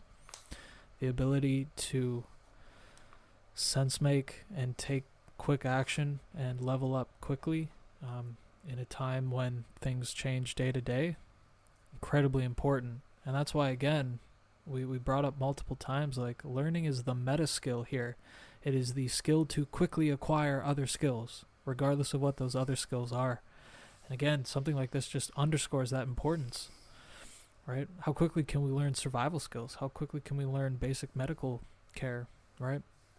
There's a lot of cases coming up where this is, showing itself to be extremely relevant. And something came up while you guys were talking, just because we've been dropping some names and resources that have been super helpful. I've actually had 2 people that were super helpful for learning. Actually 3 now that I think about it. One is Justin. I can't not shout him out. He's honestly unlocked a lot in me. The other is Josh Waitskin. I literally wrote the book, The Art of Learning. Child chess prodigy turned Tai Chi Chuan black belt world champion. Now teaching himself, what's it called? Parasurfing? I don't know. Foil surfing? Something like that. He's also Brazilian Jiu-Jitsu black belt. Yeah. So he is like the authority on going from the 99th percentile to the 100th percentile. Really amazing. And actually, honestly, shout out Tim Ferriss. Like, some of his early stuff really unlocked a lot in me, right? The 4-Hour Chef, a cookbook kind of disguised as a accelerated learning framework, was extremely helpful. And actually, you brought this up in me, Mike, which is like, how do you be careful using the word mastery? Extremely important. I think you're correct. And it also is just, as we endeavor, like as we get started on these endeavors, like actually having a sense of what you want. Like, what do you want out of this? Right? Sometimes it's just the pursuit. But the way this was introduced to me was like, if you define mastery as being like the top 5% of anyone who does that, or maybe you're more flexible, right? The top 10, 15% of anyone who does that thing, that's actually doable way faster than you think. Like, cooking is a wonderful example. Like, what would the top 15% of people who cook look like? I don't know, making dishes from scratch, having some aesthetic appeal, having knowledge of like the instruments available to you and how to use them. Like, that's actually not overwhelming. And now we're talking like top percentile of the world, like competency, if you can learn that stuff. So his whole thing was based around the frame, like, yeah, you can probably do mastery if you define it as top 5 to 15 in like 6 months to a year. If you do those like rapid feedback loops, seeking expert authority, drilling them, like, it is actually possible. And that is another theme seeming to come up between the 3 of us, which is like, this is actually possible. It's actually possible to learn stuff after school. It's actually possible to do it effectively, and it's actually possible to do it quickly. I love that. Yeah, it's possible. Like, really is. Like, you don't need to limit yourself by telling yourself this story that it isn't. I want to share with you like a little pet peeve that I have in the kind of spiritual self-improvement space that I've been aware of for quite a few years now. Eric, you and I touched on this in the podcast we recorded, Hard Work is the Ultimate Spiritual Practice, which we'll link to. And it's this idea of people valuing soft skills over hard skills. Okay, so when you get into self-improvement, it's like, I want to learn how to like manage my emotions. I want to like learn how to like not get so angry, or like I want to learn how to be present, or I want to learn how to feel bliss all the time. I want to learn how to manifest abundance. I'm gonna like learn how to use the law of attraction so I can make more money. Well, I'm not hearing any hard skills here. If you actually spend all the time you've spent reading these kind of like good, but sort of in some ways like vague and sort of empty self-improvement books, if you actually spent the time learning how to do marketing, read about business, learn how to touch type, read books on writing, drill it, copywriting, drill it, Photoshop, web development, whatever it is, like language learning. If you feel like scared in the world and vulnerable, it's like, yeah, you can like read a book on how to feel powerful from inside, or you can learn how to actually become incredibly tough through martial arts. Or if you kind of like feel like unhealthy, you can read a ton of books on the philosophy of yoga and how you can sort of manifest health energy, or you can actually learn the science of nutrition and then clean up your diet so that you don't get sick anymore, or far less. There are many hard skills that you can learn that will actually have like a noticeable impact on your life. Like it will completely change your life, I would say, actually, if you learn a hard skill, like a real hard skill. If you learn, for example, if I just downloaded into your head like how to speak Spanish fluently, if you can't already, boom, now you can connect with Spanish people. It opens up this whole new area of your social circle. You can read Spanish books, you can watch Spanish movies. The culture of Spain and other countries that speak Spanish opens up to you, and that's just like another language. That's not even essential. If you learned how to do web development, you could work from a laptop anywhere in the world, get paid. Then you could develop like an incredible social circle. You could work remotely. You could, like that's the kind of stuff that will really change your life. And yes, on the side, you can read books on soft skills. I've read many books on soft skills that have been very important to me. But ultimately, you need to focus on hard skills too. And that's what, the accelerated learning is all about. That's why we love The Matrix and Limitless. In Limitless, when he takes the pill, he doesn't just sort of take the pill and then like learn how to navigate sort of like sadness.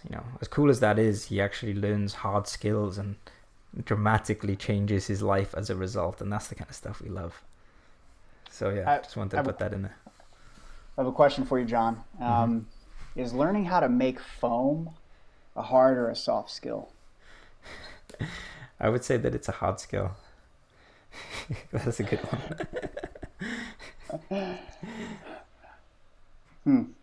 It might not be good foam then.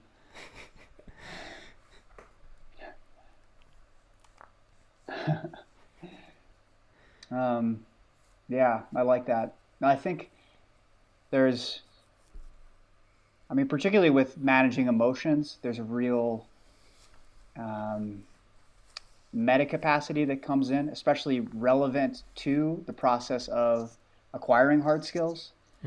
That is useful. But there is a lot of that kind of soft skill seeking. I like the voice that you used as you were describing people. Yeah, well, I mean, the thing is though, like, I think that you can turn certain soft skills into hard skills. Like effective communication is a hard skill. but many of us are not approaching it that way. We're just sort of like reading on relationships and then sort of like forgetting about it. Whereas what you should do is you should read a book on effective communication, then make flashcards out of it, then drill it so you turn it into a hard skill. You know, like the Stoics turned managing emotions into a hard skill, something you could practice with technique. So I'm not against, you know, like emotional resilience, and in fact I love that. It's one of my biggest passions. But I'm sort of against people reading a lot of books with nothing to show for it. That's what I'm against. Mm-hmm. My hope is that when people hear that whole thing with effective communication, what you're not saying, Jon, is that you're crafting rote replies that kind of make you automatic in your communication No. based on what you're reading in these books. That's not what you're saying. Absolutely not. You're talking about strengthening a muscle or something like that. Yeah, well, so for example, like a book that I love is Feeling Good Together by David Burns.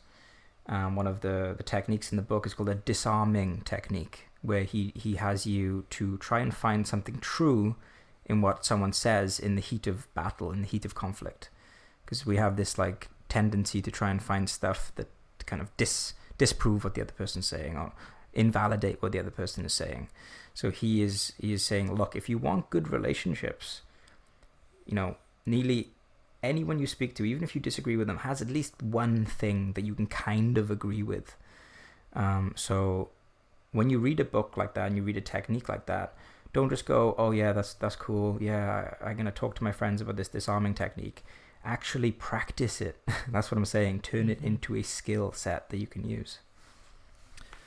You know, what's coming up, the kind of picture I'm getting is the classic, like, focus on the inputs but don't attach to the outcome. And like the hard skills are like the input. Like, what are you actually doing and showing up to?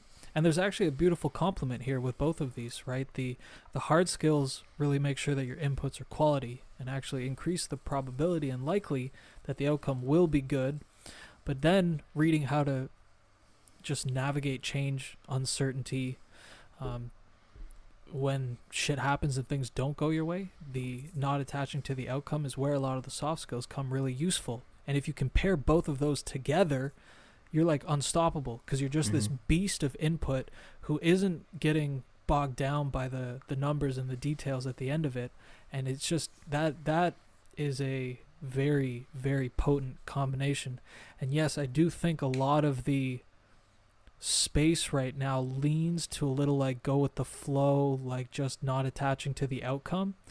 But it might be a higher leverage move actually to just lean, you know, move the needle a little back and go, what are you showing up with? What are you actually putting in? Like, how good can you show up to the things that you do? And that can be communication, business, like work, relationships, all of it. There are skills that can be trained and drilled in all of these things.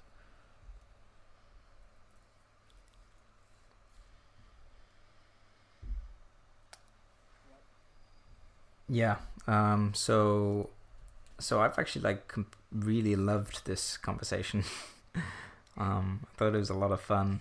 Glad somebody did. Jeez, you guys are insufferable. I enjoyed it a lot too. This was really, really fun. It was great learning some things about you guys that I didn't really know. Yeah. And it's like so cool that we get to carve out some hours like this and do a deep dive. It's so fun. Come away with a lot of ideas. I'm really interested in diving deeper into Alan Watts' minimalism. So yeah, we're gonna fill up. I think the show notes for this episode is gonna be amazing, full of links and different things that you can go down. And yeah, if you enjoyed listening, then leaving a review, sharing it with your friends goes a long way. We're gonna keep doing these. Mike, did you have something to say?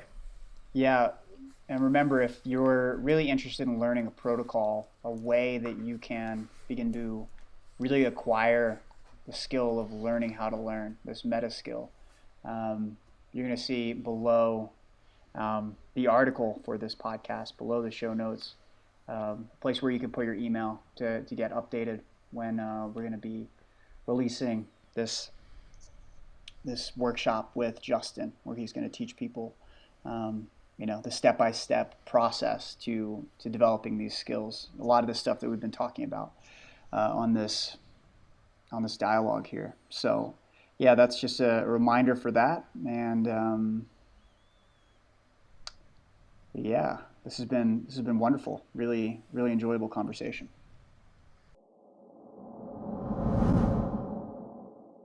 Thank you for listening to the High Existence podcast.